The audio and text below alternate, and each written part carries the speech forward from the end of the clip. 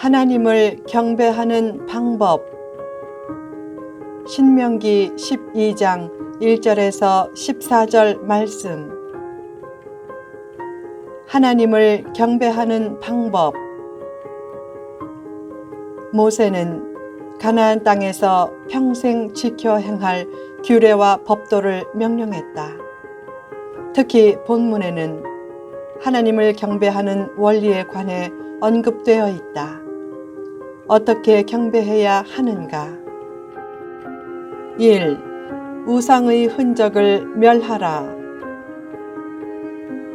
모세가 가장 먼저 언급한 규례와 법도는 우상 숭배 장소를 파멸하고 우상 제단을 헐고 우상을 기리는 비석인 주상을 깨뜨리고 아세라상을 불사르고 그 조각한 신상들을 찍어 그 이름을 멸하라는 것이었다. 우상 숭배와 하나님 경배는 양립될 수 없다. 왜 우상 숭배를 하는가? 근본 목적은 욕심과 이기주의의 충족이다. 욕심과 이기주의는 교만의 산물로서 가장 사탄적인 것이다. 사탄을 사탄되게 한 것이 교만이기 때문이다. 사탄은 자기 중심적인 존재이기에 사람도 사탄의 영이 넘치면 자기 중심적인 존재가 된다. 결국 할 수 있다, 하면 된다, 해보자 라고 하는 긍정주의적인 자기 신념이 오용되면 가장 사탄적인 것이 될 수도 있다. 자기 중심적인 우상 숭배에 빠지면 하나님 뜻대로 하지 마시고 내 뜻대로 하소서 라고 하지만 진심으로 하나님을 경배하면 내 뜻대로 하지 마시고 하나님 뜻대로 하소서 라고 한다. 우상의 흔적을 멸하는 것은 주변 환경에서 우상적인 요소를 없애는 것만 의미하지 않는다. 가장 중요한 것은 내 안의 욕심과 이기심과 자기중심주의를 버리는 것이다. 할 수 있다, 하면 된다, 해보자 라는 말은 상당히 의욕적인 구호지만 그 구호가 내가 할 수 있다, 내가 하면 된다, 내가 해보자 라는 어투로 쓰이면 안 된다. 그 구호가 하나님 안에서 할 수 있다, 하나님 안에서 하면 된다, 하나님 안에서 해보자 라는 구호로 쓰일 때 하나님이 기뻐하시고 참된 복의 문도 열린다. 2. 택하신 곳으로 나아가라. 이방인은 신을 섬길 때 산이나 푸른 나무 아래에 산당을 세워 제사했는데 하나님을 섬길 때는 그들처럼 행하지 말고 여호와께서 자기의 이름을 두고 계시려고 모든 지파 중에서 택하신 곳으로 찾아 나아가서 경배하라고 했다. 그 택하신 곳이 어디인가? 가나안 정착 초기에는 성막이 있는 곳이고 나중에는 예루살렘 성소 및 성전이다. 하나님은 제물을 드릴 때 아무 곳에서나 마음대로 드리지 말고 택하신 중앙 성소인 예루살렘에서 드리라고 했다. 어떤 사람은 이렇게 생각할 수 있다. 경배하는 마음이 중요하지 경배하는 장소를 왜 그리 충시하는가? 원칙적으로는 그 생각이 맞다. 그러나 때로는 마음을 담는 일정한 틀을 만들어 지키게 해야 마음의 나태와 변질과 일탈과 교만을 막을 수 있다. 순수함을 내세워 자기 마음대로 행동하면 공동체의 질서를 세울 수 없고 종교는 제멋대로의 종교가 되면서 권위의 기초조차 잘 세우지 못하고 미신적이고 무속적인 종교로 전락할 수 있다.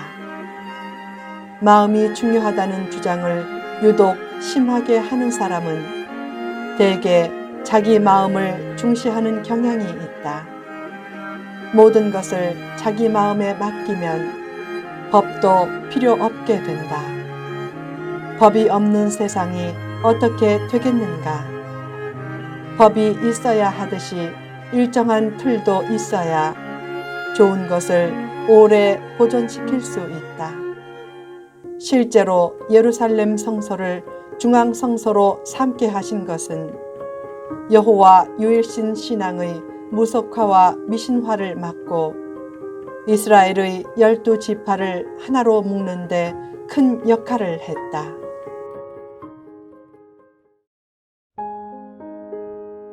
3. 제물을 드리고 기뻐하라.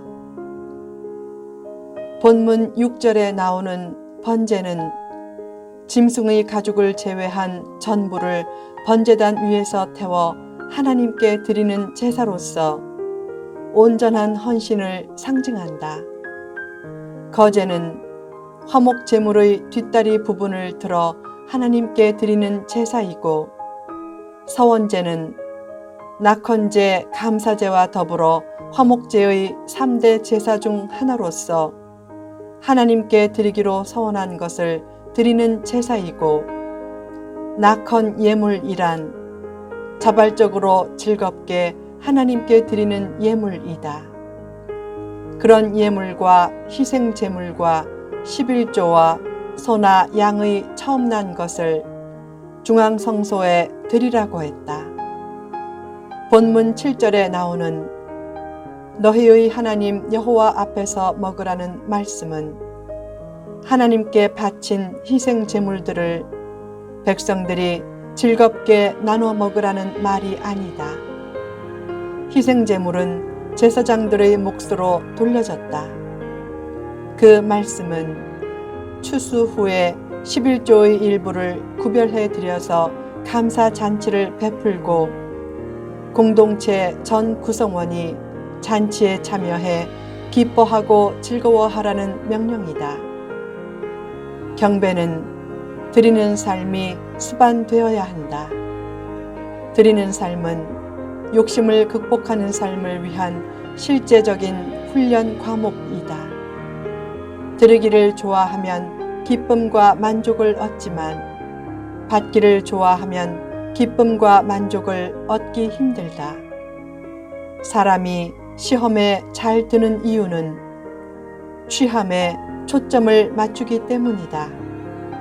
반면에 시험에 잘 들지 않는 이유는 드림에 초점을 맞추기 때문이다. 취함보다 드림에서 기쁨과 만족을 찾는 참된 경배를 하나님도 기쁘게 받으신다. 4. 규례를 지키려고 하라. 시내산에서 받은 제사 규례의 율법을 광야에서는 잘 지키지 못하고 각기 소견대로 했지만 가나안 땅에 들어가서는 그렇게 하지 말라고 했다. 광야에서 이동할 때는 중앙 성소를 지정하기 힘들었지만 가나안 땅에서는 중앙 성소로 택한 곳에서 하나님이 정한 규례대로 제사를 드리라는 뜻이다. 규례를 힘써 지키려는 삶은 형식주의나 율법주의가 아니다. 규례를 가지고 남을 정죄하고 압박하고 자기 영성과 믿음을 자랑하고 과시하는 것이 형식주의나 율법주의다. 잘못된 것이 아니면 지정된 규례를 힘써 지키려는 모습이 순종하는 삶, 책임적인 삶, 전통과 어른을 존중하는 삶의 표시다. 시대에 따라 규례가 달라질 수는 있기에 광야 시대의 규례보다 가나안 시대의 규례는 더 발전적인 모습으로 변화될 수 있다. 그런 변화도 이전의 규례를 잘 지키는 것을 전제로 하면서 시대와 흐름에 맞춰 변화시켜 가는 것이 좋다. 지키려는 문제에서 먼저 충분한 인정을 받지 못한 채 변화를 추구하려는 삶은 충분한 존중을 받지 못한다. 개혁도 먼저 순종을 전제로 하는 바탕에서 추구해야 참된 개혁이다. 5. 모두 경배에 참여시키라. 하나님 앞에 경배의 제사를 드리고 감사 잔치를 할 때는 자녀와 노비도 참여시키고 레위인도 참여시켰다. 영적인 의미에서 모든 성도가 제물도 되고 제사장도 되어야 한다는 뜻이다.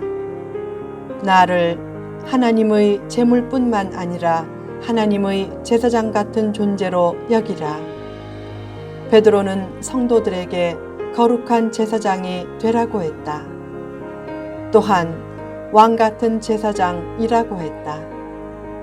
왕과 자손을 만나면 좋은 가문 출신이라고 부러워하지만 성도는 위대한 하나님의 가문 출신이다. 나를 영적인 거룩한 왕가의 왕자나 공주로 여기고 그에 걸맞게 생각하고 행동하라. 권력이나 물질이나 외모로 인정받으려고 하기보다 내가 왕과 여왕 혹은 왕자와 공주라고 의식하고 행동하면 점차 더 나은 내일이 펼쳐진다. 자기 정체성과 삶의 목적이 흔들리지 않게 하라. 어떤 문제에 대한 논쟁에 너무 깊이 빠져들지 말라. 남이 논쟁으로 이끌면 지혜롭게 피하고 사명에 집중하라. 논쟁이 자신을 사명의 길에서 이탈시키지 않게 하라. 하나님을 경배하라는 말은 삶으로 드리는 예배의 모범이 되라는 뜻도 있다.